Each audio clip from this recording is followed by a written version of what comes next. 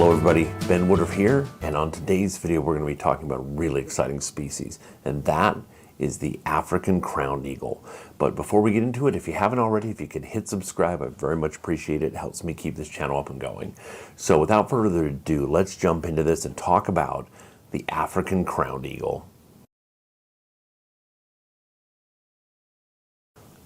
The African crowned eagle is an incredible species, and a lot of people have asked me to do a video specifically on this species. It is not as famous as the Harpy eagle, but it has a huge fan base. A lot of people are very excited about this species. It lives in Africa, mostly in the tropics. It is listed currently as a species of least concern, but its habitat is very broken up. So in other words, the population is not just covering a broad swath of land, but it's kind of patchy because of the patchy nature of where it lives. So over time, even though it is a species of least concern right now, over time this could result in very isolated populations that could end up evolving in entirely new directions. But this species lives in woodlands and also in actual proper rainforest from sea level, from about sea level to about 9,000 feet in elevation, which is pretty high up. But you're in a very tropical, hot part of the world, so that 9,000 feet in elevation doesn't seem to have any sort of cold impact on these birds. This is a warm weather tropical bird. Now, this species is technically smaller than the martial eagle. The martial eagle is usually considered to be the largest eagle in Africa, and it's kind of a savanna bird, like where you are finding, when you think of Africa, when most people picture Africa, they're picturing, gazelles and elephants and zebras and these, which is actually pronounced zebra, I'm told reliably from people who live in Africa. It's zebra. So zebras, that's what you picture where you find that kind of proper African savanna life, in biome. That's where you find martial eagles. And martial eagles are huge, and they have to combat a wide prey range, and I'll do another video on martial eagles specifically. The African crowned eagle is smaller by weight than the martial eagle, but it is considered to be the most powerful eagle in Africa. What do we mean by powerful? The grip strength, the size and thickness of the leg muscles, the width of the tarsi bone, which are the leg bone that comes down until you hit the feet, and the gripping force. They are considered to be the most powerful eagle in Africa. Now, they are considered kind of to be like the African counterpart to a harpy eagle, which is interesting. Now, harpy eagles are the most powerful eagle in the world. And in both of these cases, you're dealing with birds that live in forests. And the rule with forests is, even if you are a big bird, for your size, you're going to have comparatively short wings. Short rounded wings and a long tail gives you agility and maneuverability in a forest to keep your feathers from getting broken off. Now, if you're a big open country soaring bird, you can have broad wings. You're not worried about them running into things. So wingspan is not really the determination of the size of a raptor. It's more about the weight and the size of the skeleton. So even though you have eagles that are heavier, like for example, normally people consider the Steller sea eagle to be the biggest or the heaviest eagle on the planet.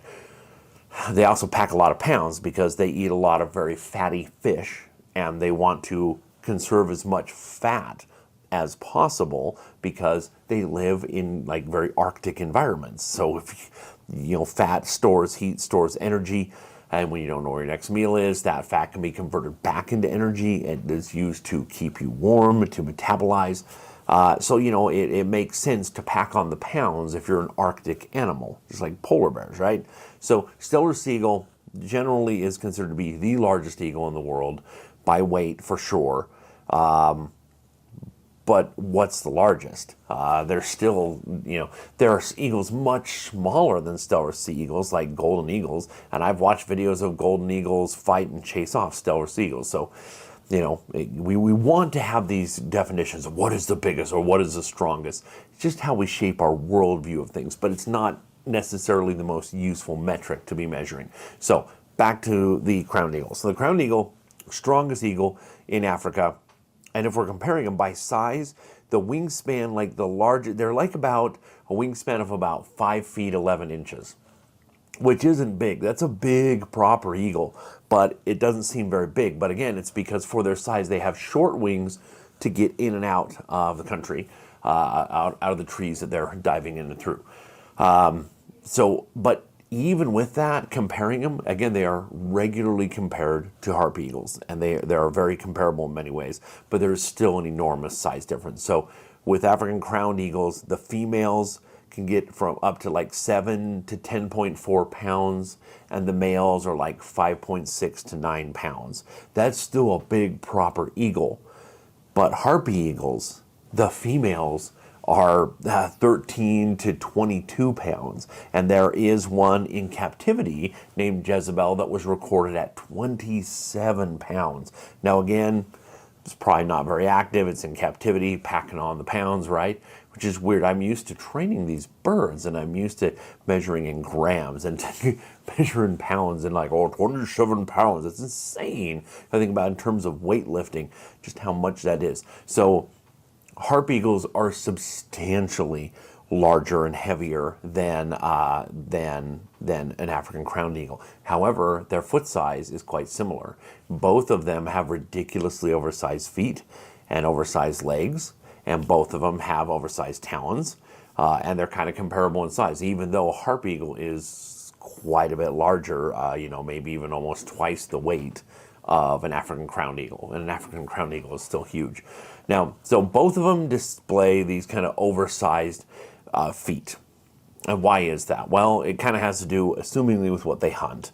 And I'll get into that in a minute, and what they both hunt is strange. Now, harpy eagles hunt a lot of primates, but they also hunt a lot of sloths. There's no sloths in Africa, so mostly primates, and we'll get into that. We're going to get into the food sources here in just a little bit.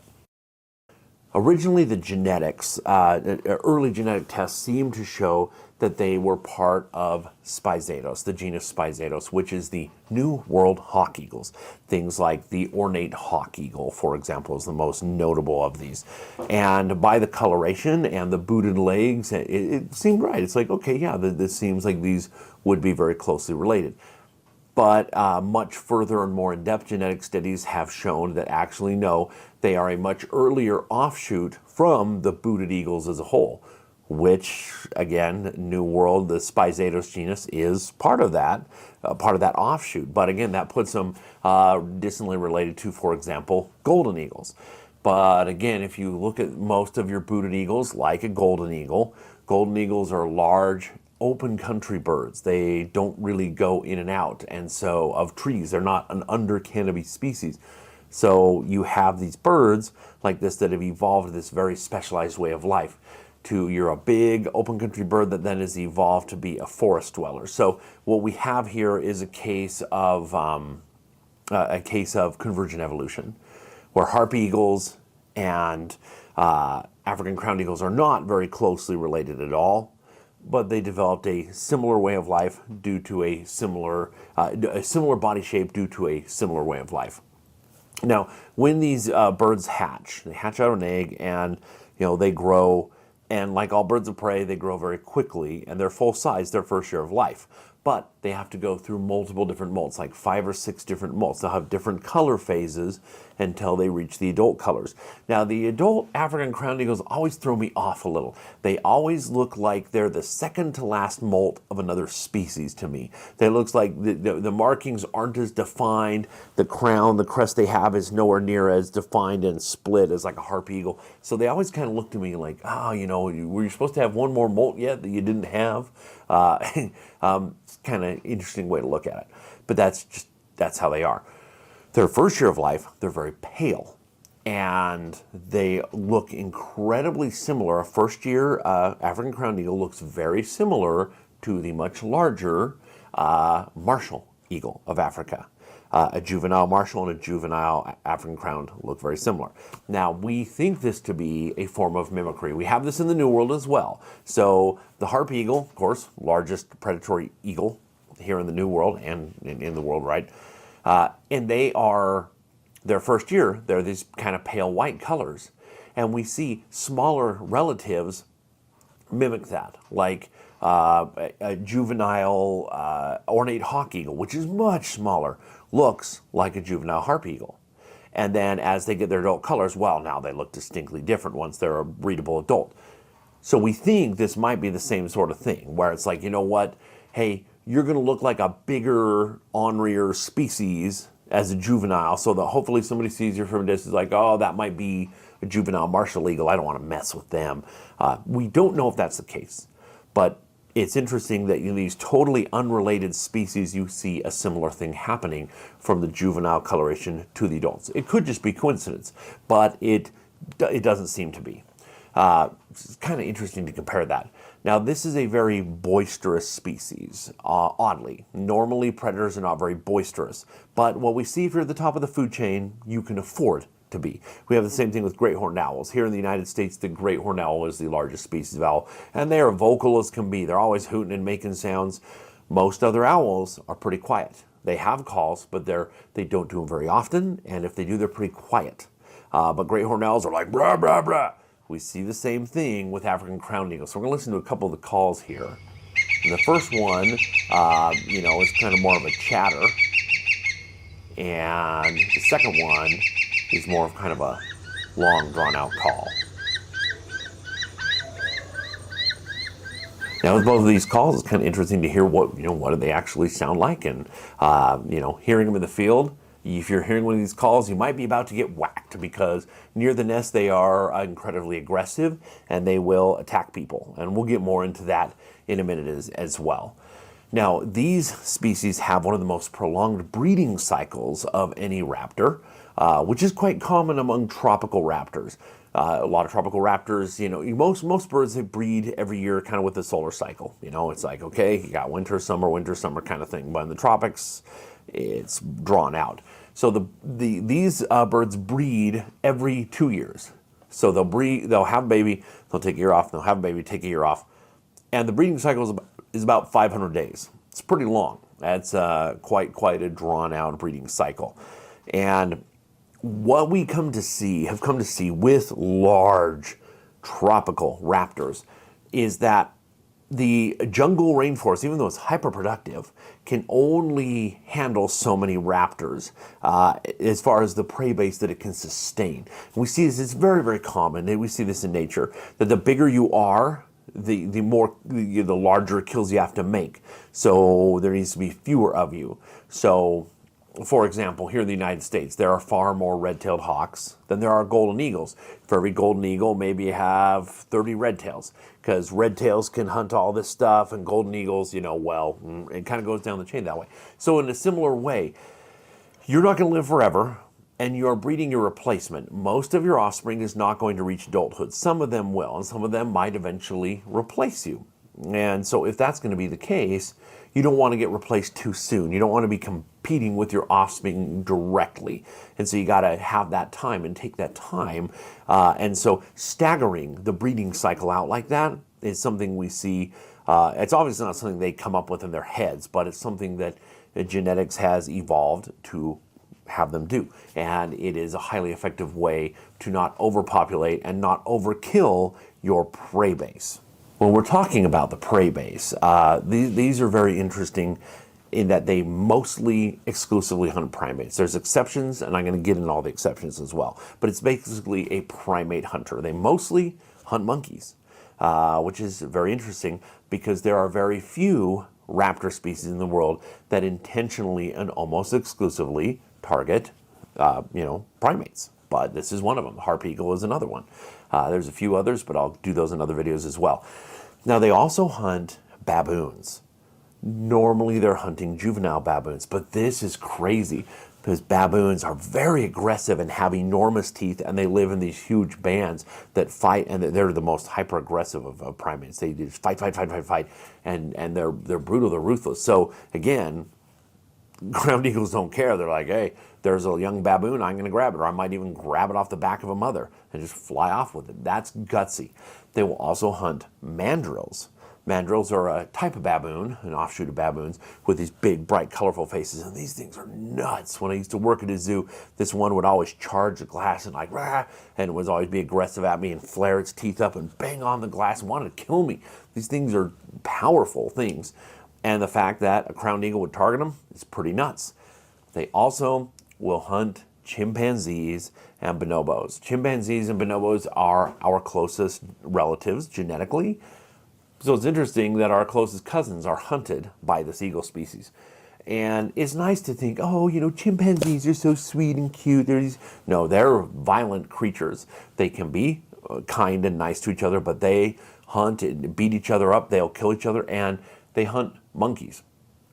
So specifically, they hunt a lot of tree-dwelling monkey species. There's a lot of ground-dwelling monkeys there, but they hunt a lot of tree-dwelling monkeys, and they'll do a hunt where they'll go where all especially all the males will get together, and and it gets really quiet when they do it. They kind of collectively know we're going on a monkey hunt, and they all go out and they chase these monkeys up a tree, and they fight over and share it, and it's like we're eating monkey meat. So you got a primate eating another primate. It's kind of gross and kind of strange, but that's the primary food source of African crowned eagles. So one has to wonder, is it possible that African crowned eagles also kill them out of competition? We see this a lot of times with other animals and other raptors. For example, wolves, if they see a coyote in the area, they will kill the coyote, but they don't eat it. They just kill it. They're like, you're my competition, you're my close relative, I'm going to kill you, your competition for food. Our food base overlaps. You also have it here in the United States where you have goshawks will intentionally kill Cooper's hawks. They don't eat them, they just kill them. And could it be in a similar kind of mindset that, okay, this is a primate hunting eagle, but also, do they also understand and observe these chimpanzees are hunting the monkeys that I hunt? So killing a juvenile chimpanzee could be a benefit. Don't know, but that's something I'm putting out there, throwing out there. Now, human attacks happen regularly near a nest, but it's kind of similar to a goshawk, which is interesting that this species behaviorally has been compared very closely to a goshawk, which I'll get to that in a minute as well.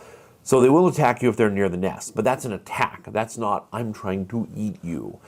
But this species has been recorded regularly in recent times attacking and even killing people. There's not many eagles that do that. Of course, the most famous is the Harpy Eagle of South America, that's where it gets its name, is the harpies of Greek mythology, carrying off people, right? So Harpy Eagles, we know, have killed humans and killed and eaten humans, and remains have been found in the nest of Harpy Eagles. Wedge-tailed eagles, according to Aboriginal accounts, and there is very rare, but there have been instances where wedge-tailed eagles in Australia have attacked people. Martial eagles in Africa, on very rare occasions, have attacked and killed and eaten children, human children, outside of villages. So, you know, if you're about the size of a young primate going around, I mean, I can see how that could happen. But there's many accounts with African crowned eagles, probably more valid, verifiable accounts of attacks on humans for the sake of food, not just you're near the nest, than any other. Now, a lot of these attacks, there'll be another adult nearby and they'll fend them off and go and beat it back. But in nests, human remains have been found regularly. You know, the arm of a child or the skulls of human children have been found in the nests of these species with some frequency and some regularity, which is a little bit chilling to understand that this is a species that looks at us directly as food. Kind of crazy. They will hunt other species too. So just to kind of list off some of these, they will hunt a wide range of species of antelope and gazelles. They will hunt red river hogs. Normally they're hunting the juveniles, but again, this is quite an aggressive species to be going after and hunting. They hunt many small species of ungulates that are, for example, the Sunni. There's a long list of these things, you know, dik-diks and Sunnis and things that are, you know, little members of kind of like related to gazelles that are like somewhere between this tall and this tall. Living in the forest, they'll hunt a wide range of those. They will hunt greater kudu calves. Now, the greater kudu is the largest antelope on Earth. They will target the calves and hunt these where they range and barely come into these forests, so it's kind of always dangerous. They will hunt impalas, which are another species of gazelle or antelope. They hunt those with regularity, even full-size adults. They hunt hyraxes, where hyraxes occur in the range. Now, hyraxes are most famously hunted almost exclusively by the Verreaux's eagle. Verreaux's eagles are cousins of golden eagles that live in certain parts of Africa, and these rock hyraxes live there. Rock hyraxes are related to elephants. It's one of the only living relatives of elephants. It's strange when you think about it because they don't look it, but they are.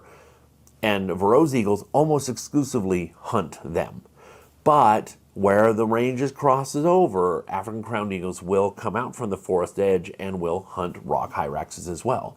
They regularly hunt mongoose, which is a predatory animal, so you got a predator hunting another predator. They'll hunt palm civets, which look like cats but are not. Palm civets are another predatory species that get hunted regularly. They hunt Cape porcupines, which is nuts. Cape porcupines have quills that are like this long. And so to tackle something that dangerous that's going to just come back and cause damage to you, it's nuts, but they will do it, and they will hunt, and they will eat them. They will hunt African giant squirrels, which, it's like we don't think much about that, but there are these enormous squirrels in Africa that they hunt. And they will hunt birds. They will hunt a wide range of birds when mammalian prey is scarce. But normally they don't. Normally they only are going to hunt mammals, and that's kind of what they're built to do. And that's with those incredible feet and that power, that's what they're built to overpower large mammals and tree-dwelling mammals especially. Now, these birds have been used in falconry. I would like to interview a falconer who has actually flown one of these firsthand. I've talked to a few online, and hopefully I can get an interview and just record that, because that would be really great to have. These species, normally if you're getting one of these, it's going to be captive bred. And anytime you are raising a captive bred eagle, you're running into problems, because what happens is babies start to develop aggression, and the parents, right at the time that the parents leave the babies, is when they start to be aggressive towards the parents.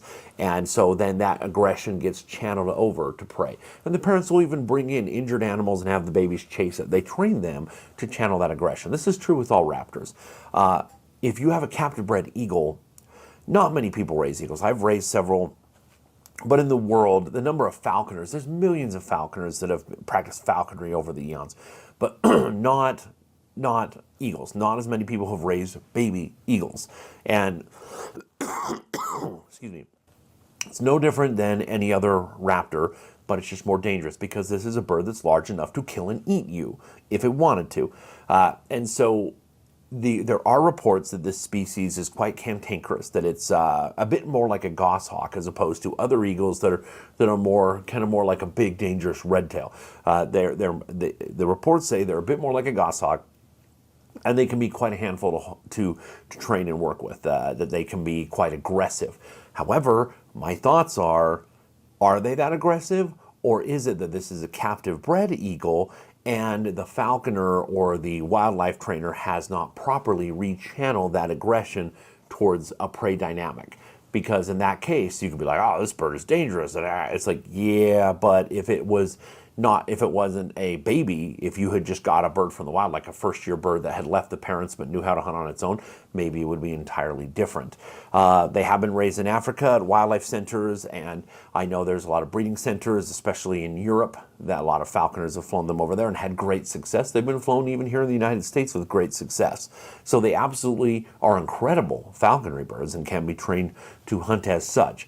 But I feel like there's not as much experience, and I think that the claims of hyper-aggression, I think that stems from just the fact that you're raising a bird that has been raised from a baby, and that causes problems. But people also claim that they're more kind of fidgety and edgy as opposed to other eagles. Most other eagles get super calm and super chill, and it seems like these guys always have a bit of an edge, kind of similar to a goshawk. So it's really a remarkable species. I would love to interview people who have worked with them and flown them directly, but absolutely fascinating species, and one that deserves our respect, because again, I mean, here's a bird that you can train to hunt, but there's more documented cases of them hunting and killing and eating people than any other raptor species in historic times. So that's food for thought with that. Well, I hope you enjoyed learning more about the African crowned eagle. This is, again, one of my favorite species of raptor in the world, and I think it's one that we should be talking more about because they're really an exciting species. Let me know your thoughts and comments down below on this species. Let me know your personal experiences if you've worked with them. See if I got something wrong, let me know. I'd love to hear your firsthand experiences. And but yeah, if you haven't already, if you could hit subscribe, very much appreciated. And as always, happy hawking.